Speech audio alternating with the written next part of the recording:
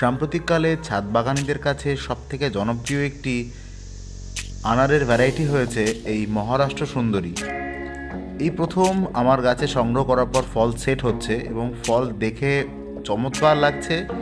একদম ছোটোর থেকে এই ফলগুলি কিন্তু একদম টুকটুকে লাল এবং যেখানে ফল সেট হচ্ছে থোকা থোকা আকারে ফুল আসছে এবং গাছটির গ্রোথ বেশ ভালো। এই গাছটি আমার মাত্র 7 মাস বয়সী একটি গাছ, 7 থেকে 8 মাস বয়স হচ্ছে এবং তার মধ্যেই কিন্তু গাছে খুব সুন্দরভাবে ফুল সেট হচ্ছে এই ছোট্ট একটি গাছে। এর থেকে বোঝা যায় জাতটি কত সুন্দর।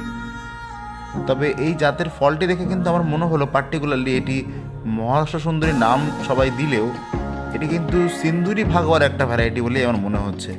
যাই হোক, আপনাদের মতামত জানাবেন এবং এই গাছটি সম্পর্কে আরও ডিটেলস আমার একটি ভিডিও আমি আনবো, সেখানে থাকবে। দেখা হবে তখনই। ততক্ষণ পর্যন্ত টাটা।